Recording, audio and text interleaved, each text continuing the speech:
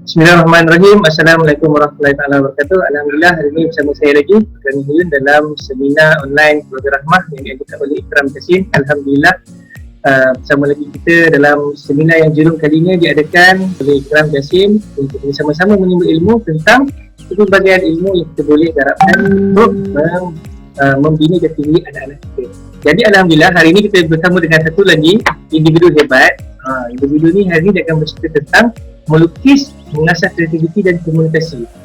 Memang kita tahu melukis ni banyak yang telah dibuat kajian yang boleh membantu dalam perkembangan kanak-kanak. Tapi hari ini khas dan eksklusif kita bawakan satu individu yang akan berfungsi tentang secara detailnya macam mana melukis ni boleh mengasah kreativiti dan komunikasi. Jadi sebelum kita memulakan, saya ucapkan selamat datang, Assalamualaikum kepada Kak Surin.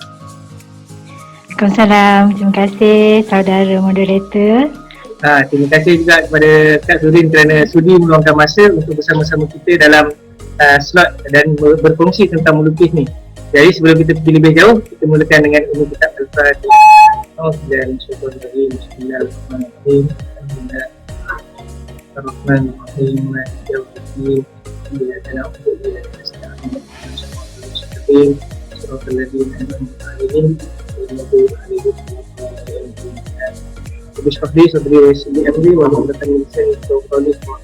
Baik, saya rasa peserta-peserta yang penonton-penonton juga dah tak sabar dah untuk kita menuntut ilmu tentang tajuk ini. Jadi tanpa melengahkan masa, saya mintalah Kak Suri ni explain sikit tentang background sikit. Siapa Kak Suri ni sebenarnya? Okey, silakan Kak Suri. Okay, bismillahirrahmanirrahim. Assalamualaikum warahmatullahi wabarakatuh. Sebelum itu saya perkenalkan, saya Suryana binti Sulaji. Boleh panggil Kak Surin lah untuk sesi ni. Okey, saya merupakan tenaga pengajar, sekarang berkhidmat di Kolej Komuniti Selanda sebagai pensyarah landscape. Kalau dari segi pengalaman tu lah sedikit lah ya, sebab saya bukan artis, saya bukan pelukis, tapi saya lebih kepada bidang sembena lah. Saya memegang diploma sembena UTM dan kemudian sembena landscape lah, degree sembena landscape.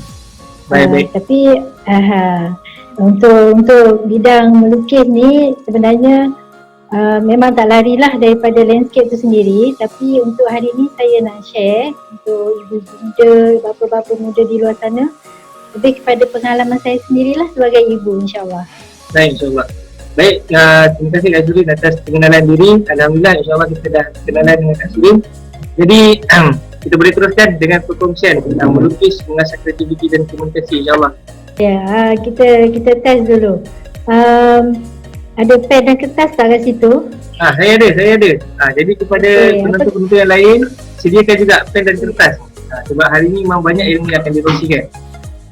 Okey, semua boleh melukis tak ke? Tak mengaku boleh melukis. Saudara moderator, boleh lukis sebiji apple. Apa signifikan melukis apple ni Kak Suri? Okey, sebenarnya nak test je. Kita dah risau kan, macam mana rupa apple tu. Bila kita lukis apple, kalau kita tunjuk dekat partner kita ke anak kita, kalau dia jawab apple tu, maknanya semua orang memang boleh melukis lah. Itu je. Okey dah, saya try lukis kat sini tak jadi je. Okey, Mai tunjuk sikit. Okey. Jadi tu? Jadi? Okey, Alhamdulillah. Alhamdulillah. Dia tak jadi buah durian, dia tak jadi buah mangga. So sebenarnya semua orang boleh melukis lah. Sebab melukis ni asas dia. Melukis ni sebenarnya asas dia adalah garisan. So walaupun dia adalah garisan, bila kita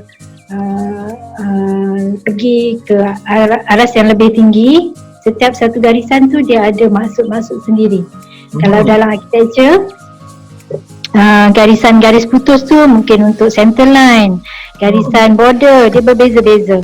So asasnya melakar ni semua orang boleh. So tak payah risau kata saya tak pandai melukis. Semua melukis ni maksudnya boleh pada semua orang.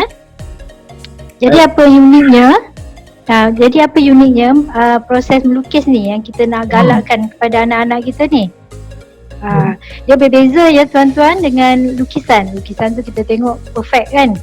Yang ni untuk anak-anak 2 hingga 8 tahun dia lebih kepada proses melakar. Maksudnya dia tak ada undang-undang tertentu atau rigid. Kena begini, kena begini. Asalkan nampak bentuk dia dah jadi dah. Ya. Kalau bentuk kucing tu ada misai, ada telinga, ada ekor, ada kaki 4, dah boleh diterima sebagai satu lukisan lah untuk anak-anak kita ni. Boleh Boleh. Okey. Menarik ilmu ni. Jadi kita boleh simpulkan bahawa melukis ni dia start, melukis ni adalah proses akhir. Sebelum melukis dia melakar. Melakar start dengan garisan. Betul Rita? Betul. Alhamdulillah. Lukisan tu adalah yang terakhir, hasil tu adalah yang terakhir. Dan tadi saudara sebut pasal proses tu kan. Itulah sebenarnya proses. Yang pertama, proses dia apa? Mengumpulkan idea. Nak lukis apa ni kan? Itu proses yang pertama. Lepas tu proses yang kedua, menjelmakan atau kita realisasikanlah apa yang kita nak lukis tu. Tapi nak jelmakan kat mana? So akan melibatkan proses yang seterusnya, iaitu menggunakan media dan peralatan lah. Tapi kita kalau kita pergi yang peringkat satu lagi, kita perlu menerangkan pula. Jadi 4 proses kat situ. Melibatkan, kalau cikgu-cikgu kat sekolah kan, melibatkan 3 proses tu lah. Kita punya kognitif, psikomotor dan last sekali komunikasi itulah. Kita menerangkan. Itu secara asasnya. Melukis merupakan satu proses. Baik. Ini ilmu baru jadi kepada sahabat-sahabat yang memang first time lah tahu tentang perkara ini. Saya pun bukan ahli seni, saya bukan ambil seni pun kat sekolah. Lukis semua fail. Tapi inilah ilmu baru yang kita dapat belajar pada hari ini, yang mana lukisan ni kita nampak macam mudah je, tapi dia ada proses dia. Dia mula dengan idea, lepas tu kita kena menjelaskan idea tersebut, jadikan dalam bentuk yang real lah. Kalau idea tu dalam kepala dia kan, imagination dia, kita jadikan bentuk real. Lepas tu nak jadi real tu kena ada alat-alatnya lah, nak ada bentuk canvas lah, bentuk straight ke lah. Itu semua cikgu tahulah. Kak Surin lebih faham lah yang tu. Dan akhirnya dia kena ada maksud. Okay Kak Surin, teruskan. Okay, kalau melukis ni sebenarnya pengalaman di sekeliling kita pun memerlukan kita banyak melukis. Betul tak? Kalau katalah sebelum ni kalau masa akak di Kuala Lumpur zaman-zaman bertugas sebagai landscape architect, selalu ada meeting kan, kita nak pergi ke satu tempat tu bukan main susah. Kadang-kadang sesat sampai meeting pun dah habis. Jadi pada waktu tu waste dengan ni semua tak ada lagi. So apa yang kita buat memang kena lukis. Kalau kita sebut je, mula ke kanan, lepas tu ke kiri, lepas tu traffic light, susah kan? Jadi itulah perlunya komunikasi dalam bentuk lukisan ni ataupun lakaran. At least kita boleh melakar.